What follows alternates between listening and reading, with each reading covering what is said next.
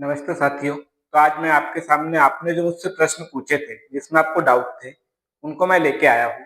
तो आज समझेंगे कि प्रश्न को जो भी डाउट थे आपके, उसको कैसे क्लियर करेंगे। तो हमारे पास में एक प्रश्न आया है कि हथनी शब्द सही है या फिर हथनी। ये देखिए, इसमें बहुत से लोग गलती करते हैं। अब देखने में तो दोनों ही सही लग रहा है और उच्चारण में भी ऐसा लग रहा है कि दोनों ही सही है। अधिकतर यही मानते हैं लोग कि आला सही है, लेकिन ये आला गलत है, सही आला है। कैसे, इसको कैसे समझेंगे? इसको जब तक आप समझोगे नहीं, आप अगर विश्लेषण करना नहीं सीखोगे तो आप पूरी उसको याद कैसे रखोगे, है ना? अगर विश्लेषण करना आ गया आपको तो आप आसानी से याद रख सकते हो। तो सबसे पहले हम समझेंगे कि संस्कृत में क्या होता है। हाथी का हस्ती होता है, ठीक है। उसी का स्त्रीलिंग क्या बनता है? उसका बनता है हस्तिनी। इसमें देखो क्या है, इसमें इनी प्रत्यय जुड़ा हुआ है। कौन सा प्रत्यय है इसमें? संस्कृत में इनी प्रत्यय लगता है। जो संस्कृत के शब्द होते हैं उसमें इनी प्रत्यय लगता है, ठीक है। लेकिन इनी प्रत्यय हम ये हिंदी में नहीं जोड़ेंगे। इसका क्या हो जाएगा? जो तद्भव रूप है, ये तो तत्सम हो गया। तद्भव क्या हो जाएगा? हाथी हो जाएगा। और हाथी में इनी प्रत्यय नहीं लगेगा, क्योंकि ये तद्भव है। तो इसके साथ तत्सम वाला कैसे लगेगा? तो याला नहीं लगेगा, ठीक है। तो इनी तो लगेगा नहीं।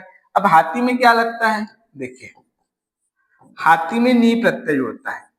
हिंदी का नी प्रत्यय जुड़ता है, तो ये क्या हो जाता है? ई का यहां से लोप हो जाएगा और ये बन जाता है हथनी। तो शुद्ध कौन सा हो जाएगा? याला। अगर संस्कृत में देखेंगे तो इनी प्रत्यय लगेगा तो हस्तिनी होगा। ये सही रहेगा। संस्कृत में ये भी सही है, ये भी सही है, लेकिन हिंदी में ये सही होगा। जैसे कि मोर का क्या होता है? मोरनी, नी प्रत्यय लगा है यहाँ भी। शेर का क्या हो जाता है? शेरनी, इसमें भी क्या है? नी प्रत्यय है। वैसे ही हाथी का क्या हो जाएगा? हथनी। याला अगर आपको किसी किताब में मिलता भी है, याला शब्द शुद्ध है, तो गलत लिखा है उस किताब में, ठीक है। बहुत सी किताबें हैं, अब हम ही लोग लिख देते हैं, किताबें बना लेते हैं, तो उसमें क्या होता है? गलतियां तो बहुत सी मिल जाएगी उसमें। हमको क्या होना चाहिए? ऑथेंटिक किताबों से पढ़ना चाहिए, ठीक है। तो यहाँ पे ये हो गया। अगला प्रश्न हम देखते हैं कि हमारे पास में क्या है। अनेकता शब्द है। तो इसमें पूछा है कि इसमें उपसर्ग बताना है और प्रत्यय बताना है।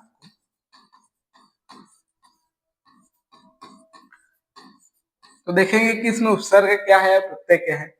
तो सबसे पहले हम देखेंगे अनेकता का मतलब क्या होता है? जहाँ पे अधिक लोग हो, है ना। तो ये बना किससे? ये बना है एक से। एक, ठीक है। इसमें जुड़ा है क्या? अन प्रत्यय जुड़ा है। अब यहाँ ए का क्या मतलब होता है? एक ही मात्रा होती है। ये अन के साथ जैसे ही जुड़ा, ये क्या बन गया? ये बन गया अनेक। इसमें ता क्या है? ता प्रत्यय जुड़ चुका है। तो इसमें उपसर्ग क्या है? उपसर्ग है अन, और प्रत्यय कौन सा है इसमें? तो इसमें ता प्रत्यय है। इस प्रकार से इसका विश्लेषण हो जाएगा। अगला प्रश्न देखेंगे क्या है हमारे पास में। अगला देखिए, संविधान है, ठीक है। एक शब्द है संविधान और एक शब्द है संवैधानिक,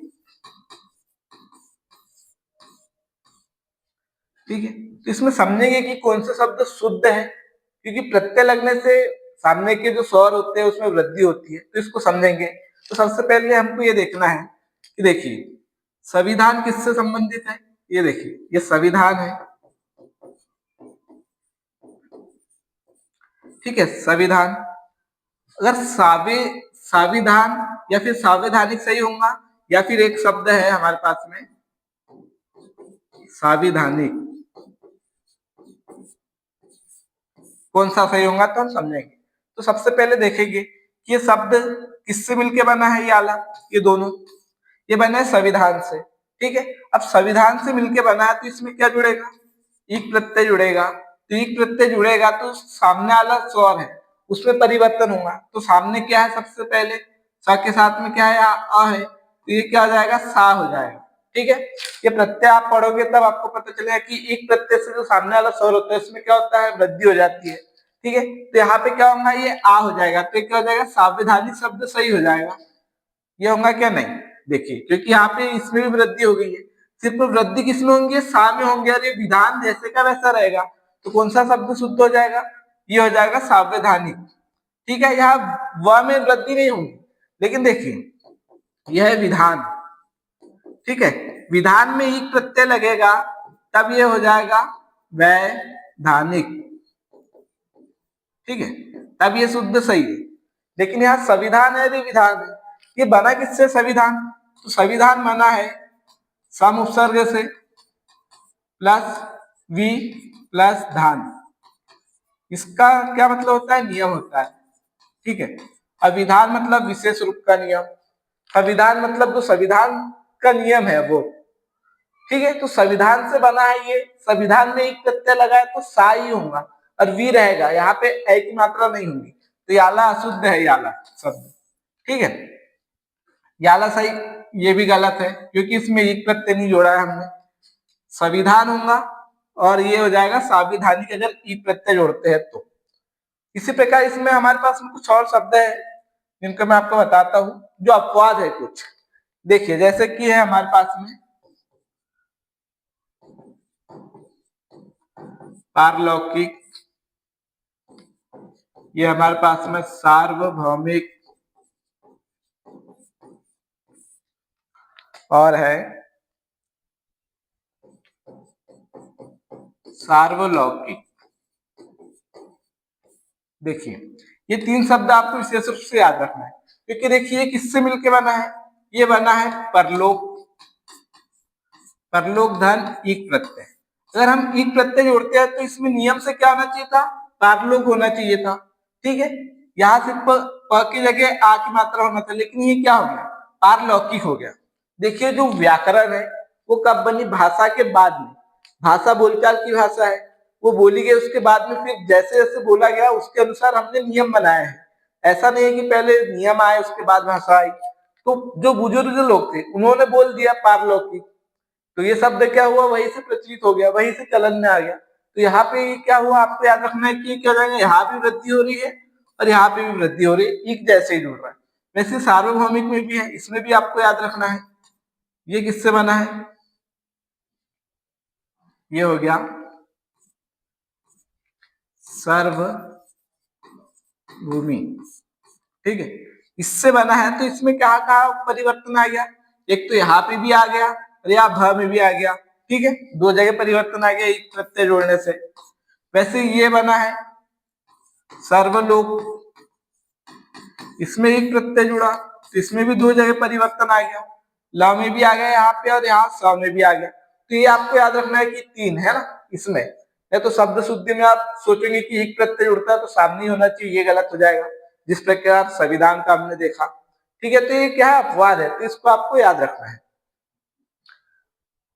अब आगे हम देखेंगे, हमारे पास में और प्रश्न है। देखिए, इसमें बहुत से लोग गलती कर जाते हैं, है ना। आगे हो गया विज्ञ,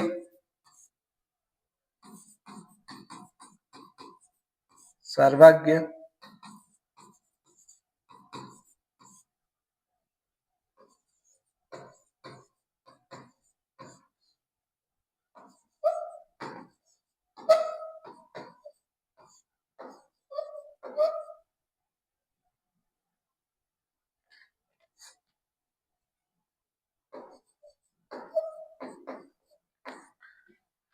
ये हमारे पास में शब्द है। अगर इसमें विलोम पूछ लेता है तो हम बहुत से लोग गलती कर देते हैं। अब देखेंगे, सबसे पहले हमको समझना है कि ज्ञ मतलब होता है जानने वाला। ठीक है, अज्ञ मतलब क्या हो जाएगा? जो जानता ना हो। ठीक है, ज्ञ मतलब तो जानने वाला हो गया, और अज्ञ शब्द क्या हो जाएगा? जो जानता ना हो। और विज्ञ मतलब क्या हो जाएगा? जो विशेष रूप से जानता हो, विशेष रूप से जानने वाला। वैसे सर्वज्ञ क्या हो जाएगा? सर्वज्ञ मतलब जो सब कुछ जानता हो, सब कुछ जानने वाला। वही बहुज्ञ क्या हो जाएगा? बहुत जानने वाला।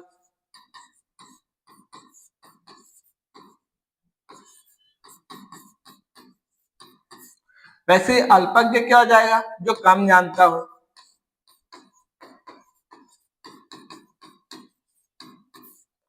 ठीक है, आपको याद रखना है, अगर विलोम पूछा जाए तो यहाँ पे लगभग दो तीन के सेम अर्थ तो समान है इनके लगभग, लेकिन अज्ञ का विलोम क्या होगा? विज्ञ होगा। सर्वज्ञ का क्या होगा? इसका अल्पज्ञ हो जाएगा। ठीक है, सर्वज्ञ और बहुज्ञ ये दोनों क्या हो जाएंगे? समानार्थी पर्यायवाची हो जाएंगे। ठीक है, बहुज्ञ का भी विलोम क्या हो जाएगा? अल्पज्ञ। अब यहाँ पे देखेंगे अभिज्ञ। अब हम अ देख के ऐसा सोचते हैं कि विपरीत अर्थ देता हूँ। आपको याद रखना है कि जो भिज्ञ है, भिज्ञ कोई शब्द नहीं होता है। ठीक है, अभिज्ञ होता है। अभिज्ञ शब्द का क्या अर्थ होगा? जो अच्छी तरह से जानता हो। ठीक है, इसका क्या हो जाएगा? अच्छी तरह जानने वाला।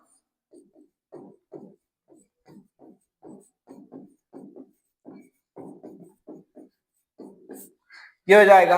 वहीं पे इसका विलोम क्या हो जाएगा? अनभिज्ञ। इसमें कौन सा प्रत्यय जुड़ा है? देखिए यहाँ पे ये है शब्द अभिज्ञ, इसमें जुड़ गया है अन प्रत्यय, ये अन उपसर्ग जुड़ गया है। ठीक है, तो ये न इसमें अ में मिल गया, तो ये न कैसा हो जाएगा? पूरा हो जाएगा अनभिज्ञ। ये इसका विपरीत अर्थ देगा।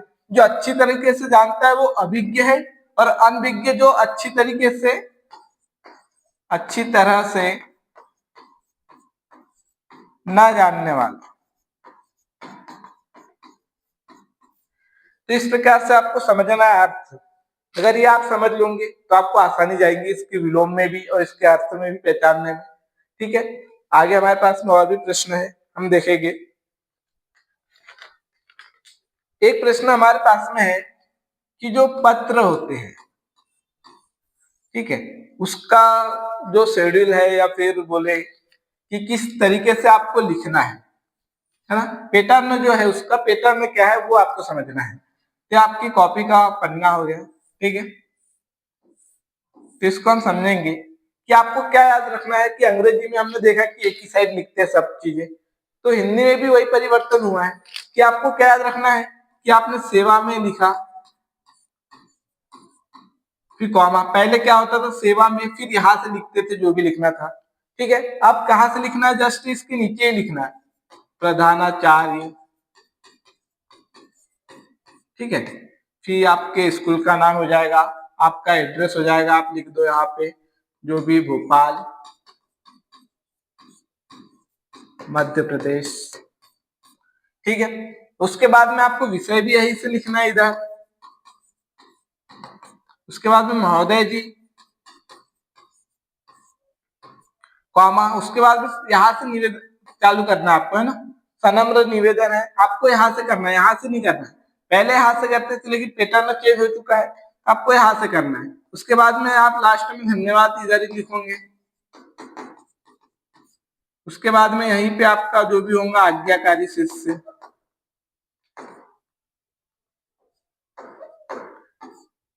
आपको इधर ही साइड लिखना है। तो आपको कुल मिला के याद रखना है कि पूरा एक ही साइड से आपको लिखना है। ये पैटर्न हो चुका है। ठीक है, अगला हम देखेंगे, अगला प्रश्न क्या हमारे पास में। हाँ, एक शब्द है बारात या फिर बारात, दोनों में से कौन सा सही है? तो यहाँ पे हम समझेंगे, अधिकतर हम बोलते यही है बारात बारात। ठीक है, लेकिन बारात सही है या फिर बारात सही है? प्रचलन में तो दोनों ही है। अब देखेंगे कि सही कैसे है, तो उसको याद कैसे रखना। देखिए ये बना है वर यात्रा से, ये तत्सम है, इसका तद्भव क्या हो गया है? बारात हो गया है। याला अशुद्ध और याला शुद्ध है। देखिए वर यात्रा, ठीक है ना, यहाँ पे आ की मात्रा है क्या? नहीं है वर में, तो यहीं पे ये क्या होगा? बारात। ठीक है, यहाँ पे क्या एक ही मात्रा है, यहाँ भी एक ही मात्रा है, अ है मतलब कि अ ही रहना चाहिए, इसलिए बा नहीं होगा यहाँ पे। ठीक है, तो शुद्ध वाला कौन सा है? तो बारात हो जाएगा। अगला प्रश्न हम देखेंगे।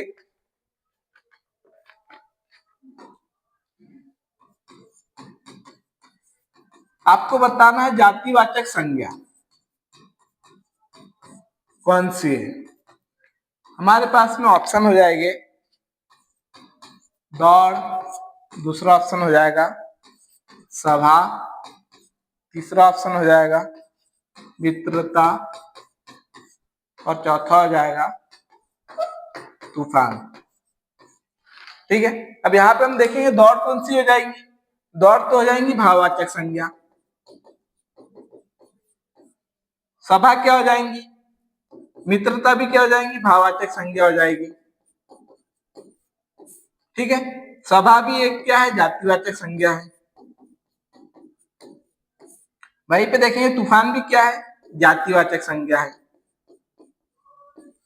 अब इस कंडीशन में आप कौन सा लगाओगे, दोनों ही जातिवाचक है, तो आपको ये याद रखना है कि तूफान हो गया, आंधी हो गई, बाढ़ हो गई, ठीक है, ये जो भी प्राकृतिक आपदाएं होती है जातिवाचक में आती है। ठीक है, तो इसका सीधा संबंध किससे है, जातिवाचक से है। और सभा जो है वो जातिवाचक तो है, लेकिन जातिवाचक के कितने प्रकार है, दो प्रकार है, एक द्रव्यवाचक हो जाता है और एक हो जाता है समूहवाचक। तो जो जातिवाचक में सभा है वो सभा कैसी है, वो समूहवाचक है। इसलिए यहाँ पे आपको इसको जातिवाचक में ना लेके इसको किस में लेना है, समूहवाचक में लेना है। और तूफान किस में आ जाएगा, जातिवाचक में। तो ऐसी कंडीशन में आपको कौन सा सही करना है, तो आपको ये तूफान वाला सही करना है। ठीक है, क्योंकि सभा तो किस में आ जाएगा, समूहवाचक में। तूफान और किसी में जा सकता है क्या, नहीं, किसी इसमें नहीं जा सकता है। ये सिर्फ केवल अब केवल जातिवाचक में रहेगा, ना वो द्रव्यवाचक में जाएगा, ना ही समूहवाचक में। तो ये किस में आ जाएगा, ये तूफान हो जाएगा जातिवाचक संज्ञा। ठीक है, तो इस प्रकार से हमारे जो आपने प्रश्न किए वो मैंने आज बता दिया आपको। अगर आपको और भी डाउट हो कोई, तो आप वीडियो के कमेंट में अपने क्वेश्चन भेज सकते हैं। मैं उसका इसी तरह विश्लेषण के साथ, तर्क और प्रमाण के साथ में आपको इसका जवाब देते रहूंगा। धन्यवाद।